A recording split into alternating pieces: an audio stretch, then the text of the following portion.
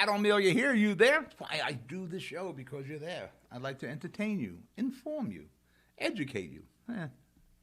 1 out of 3 probably isn't bad. Don't forget everything you see on the screen there.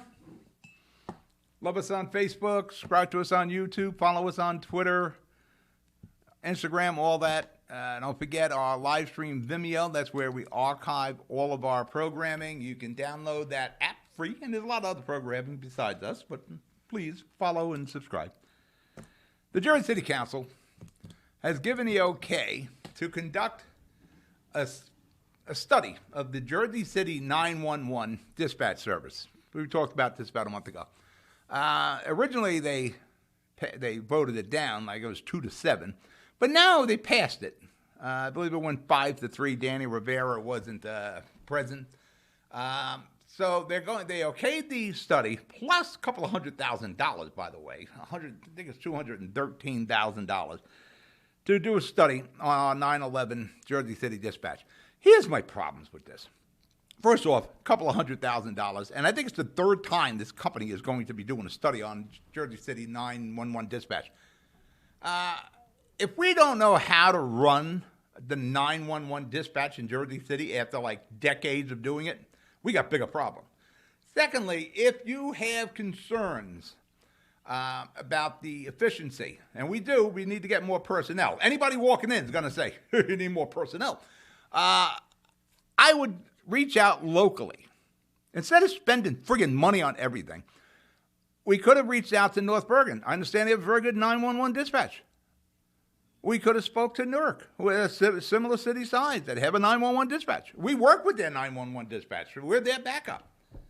Why the F do we always have to keep spending your money? You know, it's so easy to write a check with somebody else's money. I'm very sure we have some competent people in public safety that can figure out what we need to do with the 911 dispatch, which is probably right off the bat, hire some people and maybe spin it off as its own department. Yeah, but I think public safety is way too big, but that's a whole nother conversation. We don't need to spend your $200,000. All right, let's break for commercial. We'll get the show going. We'll be right back. Out. Jersey City Medical Center is healing, enhancing, and investing in Hudson County because your heart doesn't beat just for you. So get it checked. When your bones are healthy, it lifts us all. We're delivering joy daily in our Lord Abbott Maternity Wing and providing New Jersey's only NCI-designated comprehensive cancer center. We'll continue building our medical network and taking every precaution for your safety so that we can all be healthy together.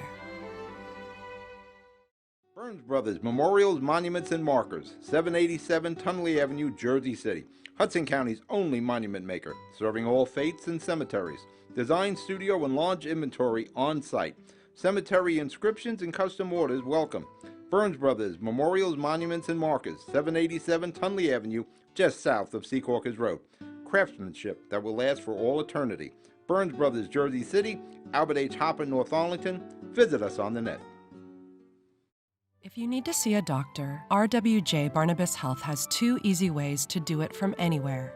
You can see an urgent care provider 24/7 on any device with our Telemed app.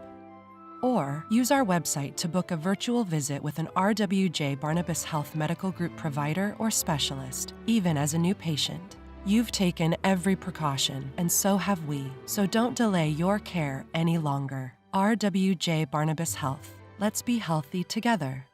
We're back. You're watching The City Show. Pat O'Melia here.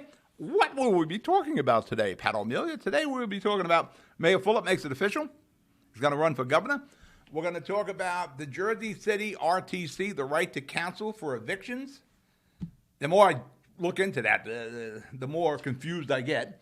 And we're going to talk about since St. Paul's Avenue is going to stay a 2-way. I want to get into that. Hopefully I have enough time because the first 2 topics are pretty big. Fulop has made it official. Really no surprise to many of us. I think the only surprise is how early he made it official, but he has his reasons for that, and it makes sense. I figured he was going to wait until after the summer, once we get past all the elections we're having here in Hudson County and New Jersey. You got the assembly seats, all the state senators are up, commissioners for the county of Hudson. But, Mayor Fulop, I strongly suggest you subscribe to him on Twitter and Instagram so you can stay up to date. He is doing a lot of social media on this. He is the first candidate to declare. You probably, Gottheimer and Mikey Sherrill probably won't declare until they're reelected for their congressional seats. So he's got a good head start unless Steve Sweeney jumps in. So you'll see Mayor Fulop start making the rounds statewide. If you're following him on Twitter or Instagram, you're already seeing some of the invites he's received to speak here, speak there. He's got to make stops in all 21 counties, more than once, by the way. Meet all the committee people, the committee chairs, the organizational chairs. There's a lot of work to do. Jersey, when you look at a map, it isn't a big state, but it's a really big state when you're one person who's going to have to run around trying to cover the entire state. Plus, he's got to put together a team. He's got to have people who will watch his back, keep him up to date, have that guy, the person he can trust completely to where he can't be, that guy can be, to work with the committee members and committee chairs and all that. So he's got a team to put together. Hopefully he gets people who are loyal to him. I think he's learned that in Jersey City. Loyalty is important. He's already started with his, I think we should have it up on the screen here. If not, Garrett or Pablo will put it up now. He's already started his social media presence. He's got the website. He's got the website where you sign up, you get campaign updates, and you're invited to Zoom meetings also. When you join the team, you Zoom in there and you talk about strategies and all. Mayor Fulop is quite techie, so he knows what he's doing here. It'll be way different this time than it was in 2017 when Mayor Fulop was considering running for governor. Then he decided at the end to endorse our present governor, Murphy. Fulop checks off a lot of boxes this time that he didn't in 2017.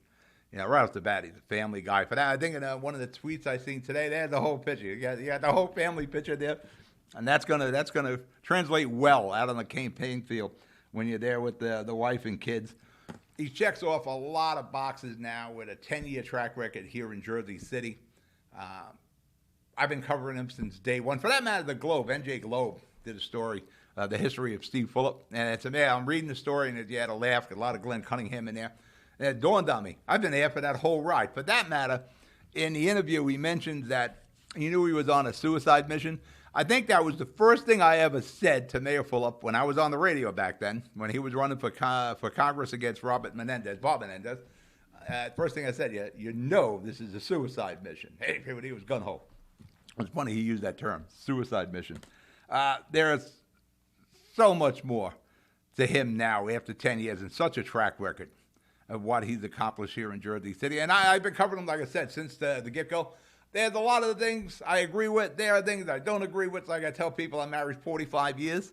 I don't agree with my wife on everything. But for the most part, I think he's done a good job. He's kept a handle on the course of the city. We got hit with some heavy taxes recently, but that school board, and he has zero to do with that. He should get something to do with that. Eventually, I will do some interviews with him on the campaign trail for governor. Right off the bat, I'm going to ask him, what are you going to do about school funding? What are you going to do about property tax relief? These are the questions that are going to be hit, but there's probably about another 100 of them I could come up with. Fulop, right now, he's certainly going to be one of the top 3 contenders for the Democratic nomination. I'm thinking you got Mikey Sherrill is going to run wait until he's reelected. I'm pretty sure Steve Sweeney runs. He's not running for his old seat at the state Senate. Gottheimer, there's talk about him running. We'll see. Russ Baraka and Newark. I think when it gets down to it, a lot has to, if Bob Menendez Sr., if he decides not to run for re-election, that there's going to have some chairs being moved around here to fill Bob's seat, which I think Mikey Sherrill will be very interested in that. But we got to see. But no matter how it boils down, who's running and there'll be other names in here. But the top three, Fulop is in that top three. And if you're in the top three going into the primaries, you're in pretty good shape. And again, Fulop has the track record here in Jersey City of being the mayor for 10 years. He's got a lot he can point to, from minimum wage to transportation to quality of life to, whatever. And he's always got something going on. He has a lot he can point to now. So it's going to be so much different than in 2017. When we come back, I'm just going to run some cautionary tales here to Mayor Fulop. You're watching The City Show. I'll be right back. I've got cancer. We've got the highest level of cancer care, the latest clinical trials, researchers working to find a cure, and nurse navigators to guide you every step of the way. At New Jersey's only NCI-designated Comprehensive Cancer Center, your safety has always been our top priority. I've got cancer, but I also have peace of mind. Jersey City Medical Center and Rutgers Cancer Institute of New Jersey. Let's beat cancer together. Consumer Carpets, 3408 Kennedy Boulevard in the Jersey City Heights. Your one-stop store for residential and commercial floor treatments. Carpeting, linoleum, tiles, laminates, hardwood floors, area rugs, remnants. All major brands, all in stock. Free estimates, same-day installation. Consumer Carpets, it's savings, selection, installation. Credit cards and debit cards accepted. Financing available. Consumer Carpets, price to fit your budget, installation to fit your schedule. On the net at consumercarpets.com. Consumer Carpets, Jersey City, 201-792-2712. Jersey City Ford, certified parts and service located at Route 440 and Communipaw Ave, is your #1 source for Ford and Lincoln automotive needs. We use certified Ford Motorcraft products to keep your Ford running in top shape. Motorcraft parts are backed with the Ford warranty, which includes a 2-year unlimited mileage guarantee. Our team will have the right Motorcraft part to ensure the best performance from your Ford or Lincoln. You can order in person at the parts counter or online. Let us help keep your Ford or Lincoln in the best shape at Stevens Jersey City Ford. We're back, City Show. Now, just looking at my notes. If we get to St. Paul's Avenue, it's going to be a quick St. Paul's Avenue. I think it would be great for Hudson County if we had a Hudson County guy in Trenton. Now, people are going to say, oh, he's from Medicine. Well, he's been the mayor for 10 years here. He was a councilman for 8 years. He's a Hudson County guy now. I've been down this road before where the mayor of Jersey City ran for governor. I was in radio back when Brett Schundler ran. I was hosting the Jersey City Talking Show. And I followed Brett through his campaign. I was there when Glenn Cunningham was elected. Brett was out there campaigning against the eventual winner, Jim McGreevey. I've been down this road before.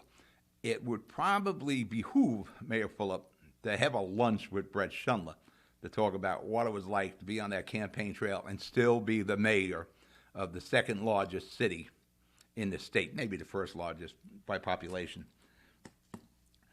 Fulop needs to make sure he has a real good team here in Jersey City, where when he's out campaigning across the state, Brett did. Brett had a good team.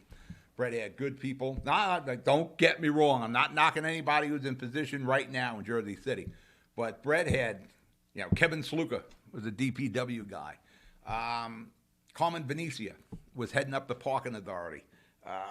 The Jersey City Incinerator, Norman Guerrera, who heads up the Hudson County Improvement Authority now, was a JCIA guy.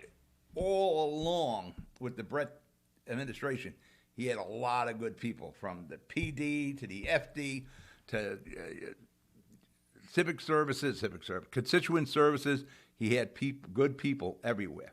Fulop has got to make sure he has good people there to make sure that the city runs smoothly while he's out there. Now, it's imperative that Steve has a good team to run things. What we don't need, what Mayor Fulop doesn't need, is to have Jersey City dysfunctional, department-wise and services-wise. Again, when I was covering Brett, there was no question. The potholes were going to be filled, even though Sluka was considered the pothole king. The parking authority everything was running fine. Brett knew the city was going to be okay. And keep in mind, when Mayor Fulop's campaigning statewide, he's in touch. you're within 2 hours of Jersey City, no matter where you are in New Jersey. And we have cell phone service and all that, so he'll be here. What Mayor Phillip doesn't need is Jersey City to bite him on the butt when he's out there campaigning. If we have like the 9/11 dispatch, we don't need the dysfunction there. These things need to be settled now before he's campaigning in earnest to become the next governor. You can't have the city bite him on the butt. And let me just throw this out there. Who's the lieutenant governor there, Mayor Phillip? Who's your candidate there? Not time yet, but I figure I'd just throw it out there. All right, let's swing over. I gotta make my notes. Let me make my notes here. It's 2 going into 3. Gotta keep my notes in mind. The RTC, right to counsel. You've been following that in Jersey City here. Is the RTC right for Jersey City? The more I look into this, the more I have more questions.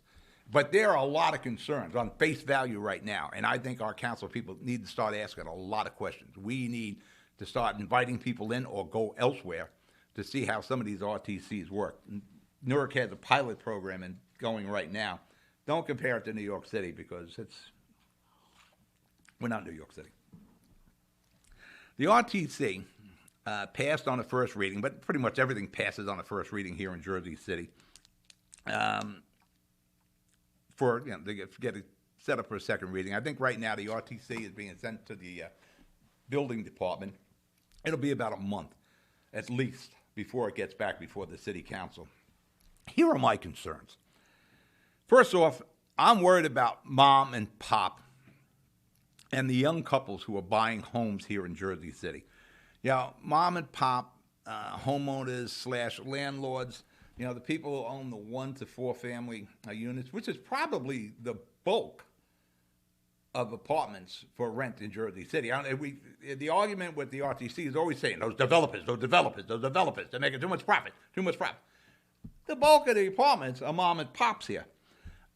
I firmly believe they need to be exempted from the RTC because they can get seriously hurt. They can lose their homes with this RTC.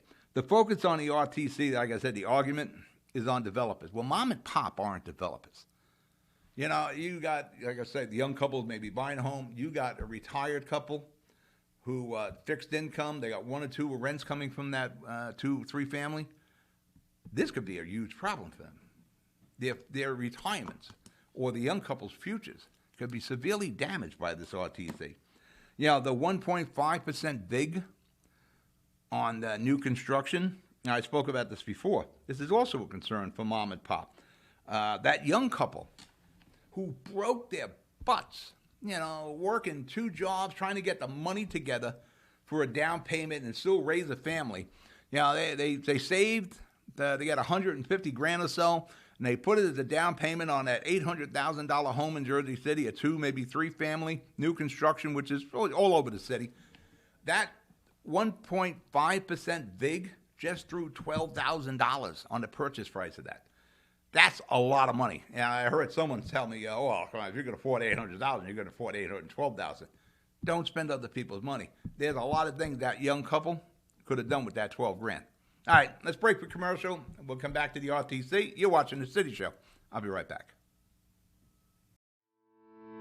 Panapinto Properties, Jersey City, shaping the workplace with state-of-the-art office spaces and addresses your company desires. Building residences that define your home environment, adjacent to all modes of transportation with on-site parking available. The right address, the right lease. Call 201-521-9000 or visit online at panapintodevelopment.com. Panapinto Properties, building Jersey City for everyone. Jersey City Medical Center has a passion for heart health. We're Hudson County's only full-service heart hospital with innovative technologies and premier cardiovascular physicians, a partnership with Rutgers Health, the latest technology and medical advancements, and nationally renowned care for every heart in every community. Whoever your heart beats for, our hearts beat for you. Jersey City Medical Center. Newport, the luxury waterfront community on the Hudson River, offers a quality of life you deserve in one of our many high-rise towers. With amenities such as the on-site Newport Path, light rail, Newport Town Square, 3 playgrounds, dog run, upscale restaurants, retail giants like Kohl's, JCPenney, Macy's, and Target. Morton Williams and Acme Supermarket are just outside your front door. A health and fitness center, skating rink, and medical facilities are also on site. Enjoy the New York skyline from our waterfront and various parks. Manhattan is just one pass stop away, or quick ride through the Holland Tunnel. Nursery and private elementary schools all on site. 12-screen movie theater at the Newport Center Mall. Looking to visit? Stay at the Westin or Marriott Hotel. For more information, visit us at newportnj.com. Make lasting memories to cherish forever. It's incredible. It's you, Newport. Live like you want. Jersey City Medical Center is healing, enhancing, and investing in Hudson County because your heart doesn't beat just for you. So get it checked. When your bones are healthy, it lifts us all. We're delivering joy daily in our Lord Abbott Maternity Wing and providing New Jersey's only NCI-designated comprehensive cancer center. We'll continue building our medical network and taking every precaution for your safety so that we can all be healthy together. We're back, Pat O'Melia. City Show, we're talking about the RTC, right to counsel here for evictions in Jersey City. I'm just listening to some concerns. Even a 1.5% on, say, a mega development, something else, $80 million, whatever. It's one of those 40-story deals. That 1.5% comes into many million dollars. That 1.5%, no developer or builder is going to put that, eat that.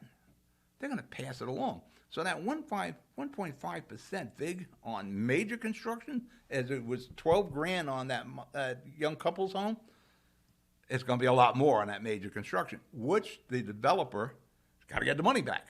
It's an investment. Don't forget, these people are making investments. They're not in the business of, making sure the world has rentals. Their business is investment and making a profit. They're going to turn around and include that 1.5% in rents. So that's the other concern. I'm concerned that the rents are going to skyrocket, and they're high enough as it is. I think the RTC will make it even harder for somebody making $50,000 a year or so to find an apartment in Jersey City. Because if you're smart, you're going to have a lease. You're going to write that lease, and you're going to make sure you're going to have requirements there. Actually, you're going to get the application. When the people fill out the application, you're going to look at that. And you get a lot of applications. You put a for rent sign in your window, people, they'll stop in the middle of the street, come up and start asking about the apartment. You'll have a lot of applications to review. And you're not going to give that person, because you don't want to run into this RTC crap in eviction court if there's a problem. So you're going to make sure that person renting, where you might have gone with someone making $50,000, $60,000 a year, now you're probably looking at $90,000 a year, maybe $100,000. And that's your investment, this property, that home. I think that's going to be a huge problem. I guarantee you the RTC will create the lease from hell, because all property owners, all landlords, they got an attorney, which, by the way, in court, one of the arguments the RTC, well, the tenants don't have representation, the landlords do. Actually, it's a state law, as I understand it, that the landlord has to have legal representation in court. It's not like you're a landlord, they got the money. They're mandated to do that. I guarantee you that there's going to be leases from hell if this RTC goes in. And those leases are going to be written to stay away from that RTC. I think if the RTC is approved in Jersey City, there need to be some eviction-related addendums to this for non-payment of rent. You take that young couple who bought that house, $800,000, you're probably looking at a pretty good monthly mortgage, maybe $3,500 or so. That individual, for whatever reason, well, let's just say they fell behind 3 months on their rent. You have to evict them because you got that mortgage payment to make.